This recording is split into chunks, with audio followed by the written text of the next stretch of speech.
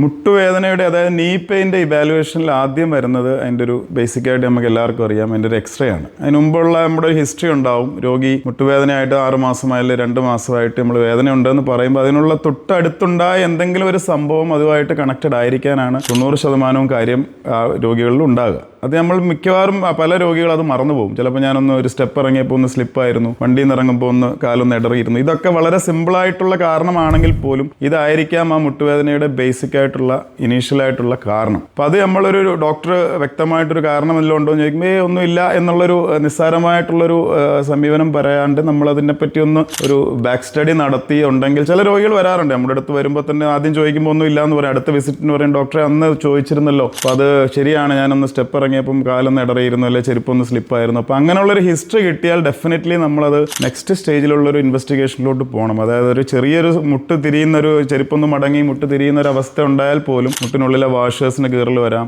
ലിഗമെന്റ്സിന് tyre വരാം. അപ്പോൾ അതൊക്കെ നമ്മളൊന്ന് ഡോക്ടറിനെ സഹായിക്കുന്ന രീതിയിലുള്ളൊരു ഹിസ്റ്ററി ആയിരിക്കണം നമ്മൾ ഡോക്ടേഴ്സിൻ്റെ അടുത്ത് പോകുമ്പോൾ പറയേണ്ടത്. നമ്മുടേതായിട്ടുള്ള തോന്നലുകൾ പറയണം, ഡെഫിനറ്റ്ലി പറയുകയും വേണം. എന്നാലും ഡോക്ടേഴ്സ് ലീഡിംഗ് ആയിട്ടൊരു ക്വസ്റ്റ്യൻ ചോദിക്കുമ്പോൾ അതിനായിട്ട് കറക്റ്റായിട്ടൊരു ഉത്തരം കൊടുത്താൽ തന്നെ ഡയഗ്നോസിൽ 80 to 90% ഡയഗ്നോസ് നമ്മുടെ ഹിസ്റ്ററിയിൽ നിന്ന് തന്നെ ഡോക്ടേഴ്സിന് കിട്ടാറുണ്ട്.